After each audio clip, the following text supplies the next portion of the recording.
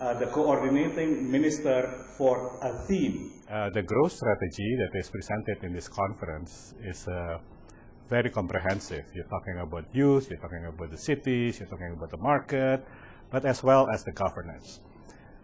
In developing country, I think this is something that needs to be done, but more so because it was done in a very multi-stakeholder approach. The approach that was used connecting the 20 or plus university is excellent in approach. The key word here is definitely implementation. Once you have a very good strategy, from the strategy you need to go down into the next level, and the first thing that perhaps you need to do is to review what are the regulations that is in place that needs to be changed, and there's also institution that needs to be changed as well. So at the end of the day, all these people that is giving inputs will get back to the government and ask whether their input is being considered in terms of implementation of things. I think it's a big challenge, but I believe that the government of Pakistan is going to be able to meet that challenge head on. Now, this is the process that we are monitoring. The ministries do the implementation, we are reporting that, and then we check on the ground. All right, and then we report in the cabinet meetings. Let's look into this example. This is what we monitor: the progress that is done on that other corner of the country and that other corner of the country. We send our people to all this corner and show what the ministry said has been achieved, and we report in the cabinet. The ministry is saying a lie or something like that. All right, so we score them, and what happened is that their score, now let me show you this one. This one is a very interesting situation. There is a location in south of Java that said the Ministry of Fish and Ocean and Maritime said there has been cold storage being built there for the fishermen to do well in terms of catching the fish. We went there and we found that that cold storage is not there. So we reported in the cabinet meeting, Mr. President, Minister A tells us that they are going to be building this, but they are not doing that because we cannot find that. What happened later on is that the ministry makes an SMS call and called his deputies and other director general, and they found out that actually the unit was actually built, but on a different village. And why it was moved to a different village? Because the district head recommended that to be moved to another village because it will serve much more fishermen in that other village. The problem here is the communication from the bottom to the top doesn't happen. So this is being corrected, and so all the locations that the ministry are reporting must be put into locations wise. All right. So we are following the GPS information. So the location all must have coordinates. Some more examples in terms of what the development that we have. This is the example of the report that we are giving to the president, that 11 out of the list there has not achieved the target. Only 91 and 224 is achieving the set target, but 11 is not setting the target. This has become a very big political outcry because people said the minister coming from that party is not performing. The other party is laughing and making a point that that minister should not be there anymore. Now we also do the debottlenecking. When we have a bottleneck in terms of our development, we identify that and then we try to find solution to that bottleneck. This case is about land issue. The land is not available for infrastructure project to be done. So we try to look for solution on that. Now, this is a PPP matrix. When you're talking about public-private partnership, it has not been successful in many places. In many places in the world, public-private partnership has not been reporting very successful results. So we want to have it changed and put there who is responsible for what in terms of making public-private partnership work. Now, we put that all into the situation room of the president. The president now has this situation room whereby he can see what is the development in the whole country on the project as well as on the strategy that has been mentioned. So as I mentioned earlier, the President said, if you set up a strategy, put an implementation bias. Okay? Having a discussion is good, but making it work is what is more important. This is a sample of what can be seen. This is what is available in terms of the information of the investment and the target achievement of those investment in those locations, and that is reported on a regular basis to the office of the President. We increased all right. We increased, 2 more slides, okay? We increased the involvement of the people, and we now develop application on your handphone. So the people on the ground, whoever it is, can download the application and can report the progress of the development from the ground up. You're talking about planning from the ground up, we are monitoring from the ground up. So the people on the ground can report directly to the office of the President what is going on, crossing all the ministerial, bureaucracy, and all those things. So we have this now implemented in Indonesia. The challenge moving forward is this one, coordination. When you have a situation like that, it's easy, all right? When you have a situation like this, it's not easy, because the coordination cross-ministry is difficult. This situation is even more difficult, whereby the minister is reporting to different coordinating minister. This is another difficulty, ministries and local government. All right?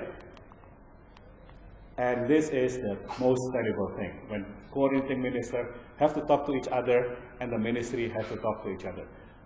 What we found out is that those are the complexities when we are talking about real implementation of a very, very good thinking in terms of an application of a strategy. At the core of the essence, my message, ladies and gentlemen, is you can have the best strategy in the world. The proof of the pudding is in the tasting. The proof of your strategy is in implementation. So issue is, how can a solid government monitor the implementation of the strategy? Basically, that's what I'm saying. Now, the group that we are doing this is a very small, very informal, and we have the challenges still ahead of us. So I am humbled, because facing all these things, I think we can work together and prove what we are doing can be strengthening to each other. Thank you very much.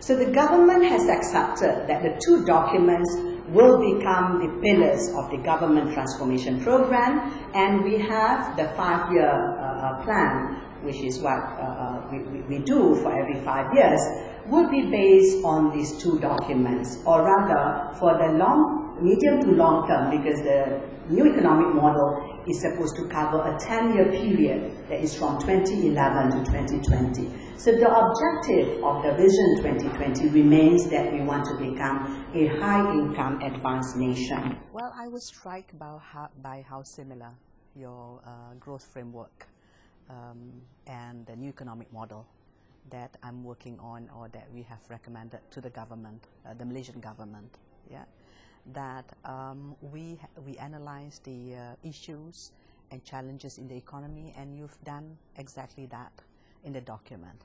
Because I think before you move forward, you will have to identify what are your weaknesses, what are the issues that you're faced with, or rather the what we call the burning platform.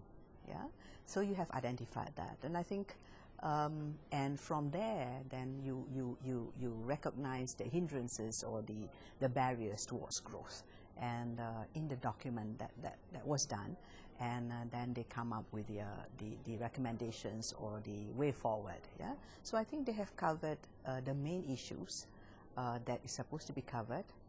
It's a very comprehensive and very honest assessment of the situation in Pakistan, I must say. So it is a very good document, very comprehensive document, but the question is implementation. Yeah?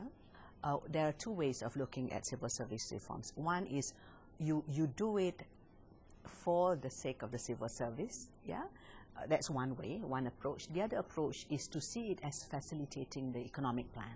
So in this case, we took the later approach because we felt that in order for us to address the whole civil service reform, it is too big, too large. Yeah? So we took the approach that how can the civil service facilitate the economic transformation of the country.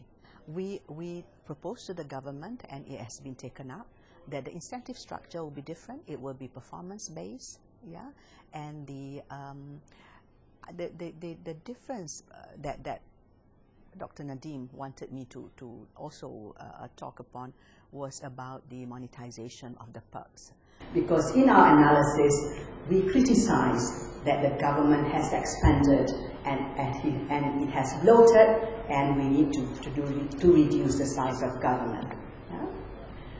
And as I mentioned, the government transformation program, it is about to transform the government to be a more effective vehicle in its delivery, and also to move Malaysia to become an advanced nation. And these key priority areas are these. Yeah? One is reducing crime. Secondly, to fight corruption. Thirdly, improving students' outcomes, because people were talking about the worsening of the quality of our education system, improving the standard of living, or the living standards of our low-income households.